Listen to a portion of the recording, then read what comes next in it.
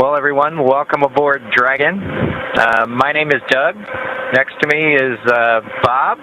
You probably know him.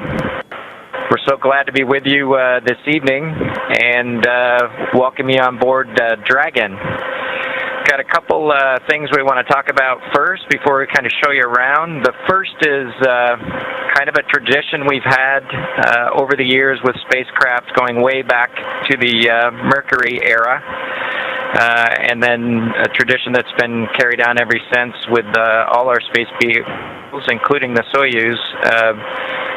We're given the honor to name this capsule. I know most of you at SpaceX especially know it as Capsule 206, but I think all of us thought that we could maybe do a little bit better than that. So without further ado, we would like to welcome you aboard Capsule Endeavour. We chose Endeavour for a few reasons. One, because of this incredible endeavor NASA, SpaceX, and the United States has been on since the end of the shuttle program back in 2011. The other reason we named it Endeavour is a little more personal to Bob and I. We both had our first flights on Shuttle Endeavour, and it just meant so much to us to carry on that name. That's what we decided to go with. So we hope you enjoy that name, and once again, welcome on board. Well, good evening, everybody, and welcome aboard Endeavour, the SpaceX vehicle headed to the International Space Station. Today, we accomplished the first flight off the Florida coast in quite some time, and Doug and I were really proud to have an opportunity to be a part of that. We're doing it in a brand new spaceship, a spaceship that's a lot different than its namesake Endeavour, the space shuttle, in that it has touch display screens that allow us to accomplish most of the interfacing requirements that we have. We'll have if Doug pans over and points at the display in front of me, you can see the forward view that we had during the maneuvers that we most recently did. You can look out the window. It looks like the centerline camera doesn't have a lot of content on it now. We're kind of pointed into space so that the windows can see the Earth below us. But we've got the capability to interface with the vehicle, and it's kind of interesting. There's a command. This little button over here is actually what the commands are for our displays. One thing that does get lost is there is a extensive button panel down below as well. So over on this side, we can turn the displays on and off, as well as send some commands for some contingency situations.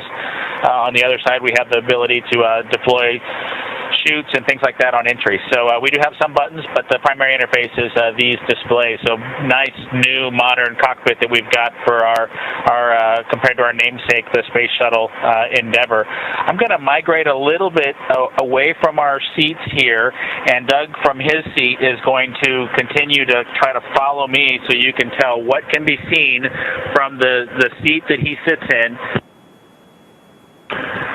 So from his seat, when he is inside in the vehicle, strapped in, this is what his view actually looks like. You can see a window off to the one side. We each have a window that we can view out and see what's going on outside. That was exciting on ascent for us to be able to see the arm rotate away from the pad, and that's when we both, I think, knew that we were going to launch today. So that was super cool. I've got one on my side as well.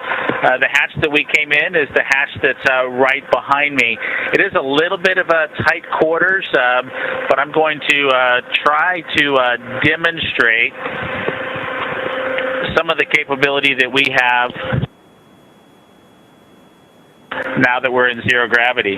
So I think I was requested to do a backflip. I'm going to kind of do a side spin, which is a little bit of a permutation on that request. So hopefully you can see what it's like to actually float in zero gravity, and Doug and I are super excited that we got the opportunity to do this again today, even before the end of May. So that was super cool. We did, it turns out, end up with one stowaway on board our vehicle when we launched today. It was not just Doug and I who accomplished the launch here. We do have an Apatosaurus aboard. We both have two boys who are super interested in dinosaurs. and we collected up all the dinosaurs between the two houses, and Trimmer, the Apatosaurus, got the vote from the boys to make the trip into space today with us. And so that was a super cool thing for us to get a chance to do for both of our sons, who I hope are super excited to see their toy floating around with us on board. I'm sure they would rather be here given the opportunity, but hopefully they're proud of this as well.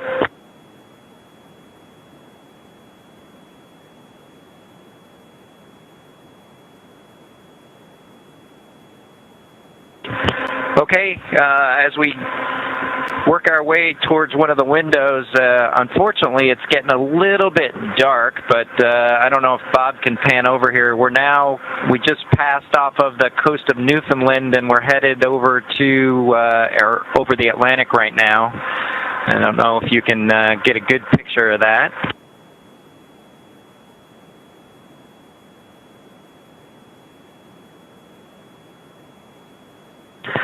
Anyway, hopefully you enjoy that view as we pass over the Atlantic, and I think with that we will work ourselves back into the seats and wrap things up for this evening.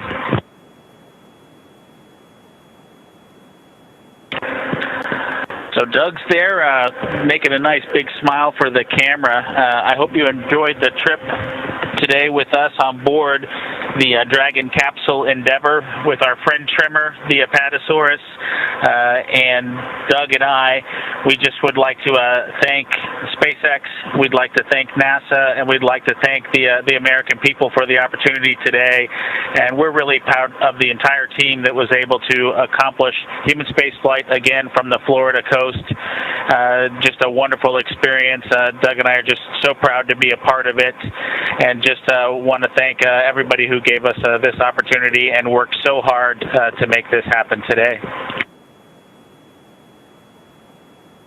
So with that, I think it'll be good night from Capsule Endeavour. Good night to everyone at NASA, at SpaceX, and the United States, and congratulations to the teams that got us into orbit. And we're looking forward to seeing Chris Cassidy and his Russian colleagues on board the International Space Station tomorrow morning. Good night, Megan and Theo.